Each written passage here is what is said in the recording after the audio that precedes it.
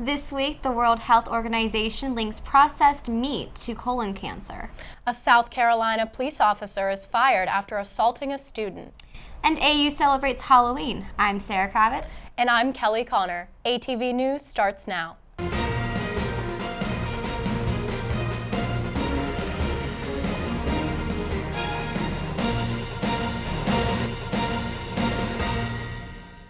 The World Health Organization released a report on Monday that stated eating processed meat like hot dogs and bacon causes cancer, while unprocessed red meat may also be carcinogenic. Based on hundreds of studies, the World Health Organization Cancer Research Unit now classifies processed meat carcinogenic to humans and linked specifically to colon cancer. Celebrating Halloween is a tradition at American University. Students carve pumpkins, decorate their residence halls, purchase costumes, and trick-or-treat with their friends on Embassy Row. This year, many students also visited the Mexican Cultural Center for the Day of the Dead Black Tie Gala. These festivities culminate a thrilling week at AU. On Tuesday, the AU Texans Club hosted a barbecue complete with authentic cuisine and a mechanical bull. On Wednesday, students welcomed the director of Suffragettes, Sarah Gavron, to campus for a Q&A. Now for the latest in entertainment, we go to Harrison Allen. Thanks, Kelly. I'm Harrison Allen with your entertainment report. This week, Warner Brothers Studios is being sued due to controversies surrounding the 2013 horror film, The Conjuring. Since the release of the film, public attention has been fixated on the small Rhode Island home where the real-life events in the film supposedly took place. 68-year-old Norma Sutcliffe is now the homeowner of the Rhode Island property, and she says that she lived a peaceful life until she received unwanted visitors. She reports that over the past 2 years, horror fans desperate to see the real-life house have intruded on her property late at night. She also says that she's been more directly threatened by receiving phone calls from anonymous voices saying how they vowed to destroy the house because of it being so full of evil. In music news, Adele's song Hello was released to the public on October 23rd, and it has already beat Taylor Swift for most views in 24 hours on YouTube. The rest of her new album, 25, is set to be released on November 20th, 2015 on iTunes. In TV news, the AMC's Walking Dead has been slotted to be aired for a 7th season. The hit horror TV show has been captivating audiences since 2010, and insiders say it is no surprise the show has been revived for another season based on its incredible amount of viewers. In entertainment news this week, I'm Harrison Allen. Back to you. I personally love Adele's new song, Hello. I don't know about you, but I've listened to it maybe 100 times since it came out. You know, I've always been an Adele fan, but now I know for certain that I will always be an Adele lover. Her music is phenomenal. A 7.5 magnitude earthquake shook the Middle East on Monday, killing more than 360 people, mostly in Pakistan. The earthquake originated in the mountains of Hindu Kush region. After the earthquake, Pakistan's prime minister shortened his visit abroad and returned home. Police officer Ben Fields of Spring Valley High School in Columbia, South Carolina, was fired this week following his videotaped assault of a high school student this past Monday. The student's teacher had called Fields to her classroom when the student refused to put her cell phone in her backpack. When Fields arrived, the student would not surrender her cell phone to him, and in response, Fields flipped the student onto the ground. The video of the incident refueled the American movement against police brutality. A U.S. destroyer sailed past an artificial island in the South China Sea on Tuesday. According to CNN, the U.S. sent this warship as a potential challenge to China's territorial claim in the disputed waters. The operation placed the ship in an area of water considered Chinese sovereign territory, if the U.S. recognized the man-made islands. Next, we turn to David Alessandrini for the weekly sports report. Thanks, Sarah. This is David Alessandrini with your weekly sports report.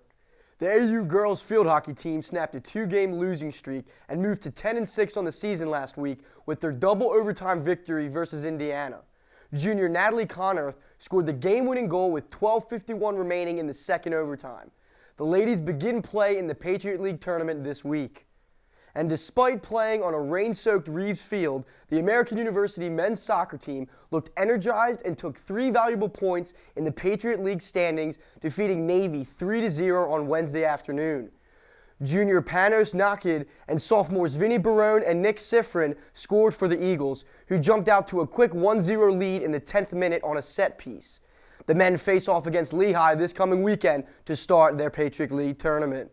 And in other news, the AU volleyball team defeated Holy Cross last week with a 25-19, 26-24, 25-14 straight set finish. Freshman Carmen Unzu recorded a career-high 11 kills, and senior Allison Capolino added 10 kills and 14 digs to lead the ladies to victory.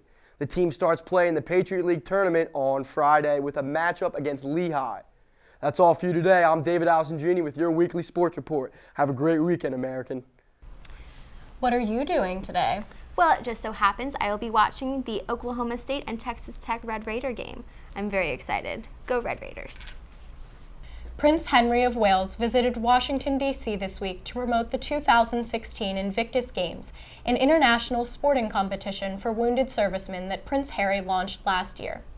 The prince has remarked, "I saw the power that sport could play in the recovery of both mind and body. I thought that surely everyone, whether connected to the armed forces or not, would be inspired by the servicemen's achievements." During his visit, Prince Harry visited Fort Belvoir with Vice President Joe Biden and First Lady Michelle Obama. He toured the military base and watched a wheelchair basketball game with FLOTUS. Now bringing us the latest in finance, we go to Jonathan Shander. Hello, I'm Jonathan Shander, and this is your weekly finance report. On Friday, Chevron announced that it expects to cut between 6,000 and 7,000 jobs this year, which comes out to about 11% of its total workforce of 64,700. Chevron is not alone either, with other oil companies like Exxon and ConocoPhillips both reporting moderate losses. This is mostly due to the average barrel of oil costing $45, or about half as much as the same amount did last year. In other news, the worst third quarter for the stock market in 4 years has been followed by the best month for stocks in 4 years. It's a nice change of pace, but a number of experts are worried about some of the larger consumer companies lagging behind. U.S. banks recently tallied more than $200 billion in fines regarding questionable behavior and their roles in triggering the subprime mortgage meltdown that in turn led to global economic recession. The Dow Jones is down 92.26 and is at 17,663.54. The Nasdaq is down 20.53 and rests at 5,053.75. The S&P 500 is down 10.05 and rests at 2,079.36. This has been Jonathan Shander with Finance. Back to you, Kelly. Thanks, Jonathan. Now let's hear from Brandon Cramin for What's New in Politics. Thanks, Kelly. This week was an interesting week in the political world. Just a month after the previous Speaker of the House, John Boehner, resigned, a new one was sworn in. On Tuesday, Paul Ryan of Wisconsin became the 54th Speaker. He won the election with 236 votes. On the other side of the Hill, the Senate voted and passed a substantial financial bill that would stop the U.S. from defaulting next week and lowers the chance of a government shutdown in the near future. The bill is now in the hands of President Obama. He's expected to sign it into law later.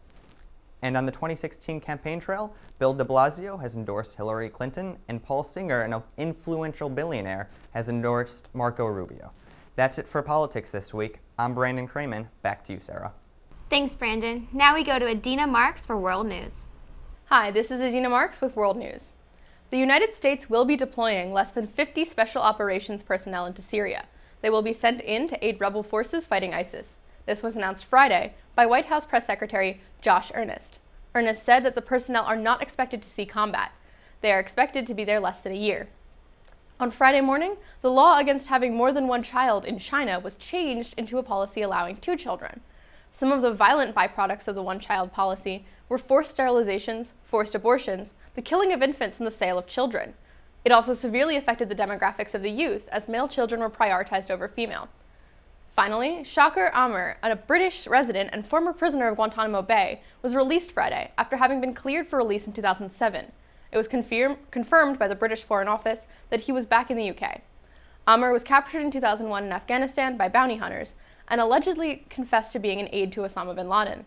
His family, supporters, and the London-based human rights organization Reprieve say Amr was in Afghanistan doing charity work and that his confession came under torture. I'm Adina Marx with World News. Thanks, Adina. On Wednesday, in Pylos, Greece, a team of archaeologists from the University of Cincinnati discovered a 3,500-year-old Bronze Age warrior king's tomb. The tomb was filled with 1,400 pieces of gold, silver, bronze, semi-precious stones, and ivory combs and carvings. The archaeological community believes this tomb promises to reveal more insights into the ancient world at the beginning of the European civilization. On Friday, the White House revealed that the United States will deploy ground troops to Syria for the purpose of bolstering local Kurdish and Arab forces who are battling ISIS. White House Press Secretary John Earnest says the president expects the troops to have an impact in intensifying U.S. strategy for building the capacity of local forces inside of Syria for taking the fight on the ground to ISIL in their own country. Since this report, the White House has stressed that the forces do not have a combat mission. Next up, we have Nijel Taylor with the weekly weather report. Thanks, Kelly. This is Nigel Taylor with your weekly weather report. This coming week is going to be a little warmer starting on Monday with the high 60 degrees and a low of 40 and scattered showers. For the rest of the week, Tuesday through Friday have high temperatures in the 70s and a low in the 40s and 50s. This has been Nigel Taylor bringing you the weather. Back to you, Sarah. Well, it may be getting colder, but it is stifling in my dorm room. How about yours? Absolutely. My friend's dorm room was 84 degrees this weekend. Wow. I mean, honestly, I don't know how AU does it. Switching from AC to heat, even with this changing weather pattern, it's crazy. Keeping us updated on campus events, we now turn to Michaela Amos with What's Up AU. What's up, AU? I'm Michaela Amos, and here's what's happening on campus.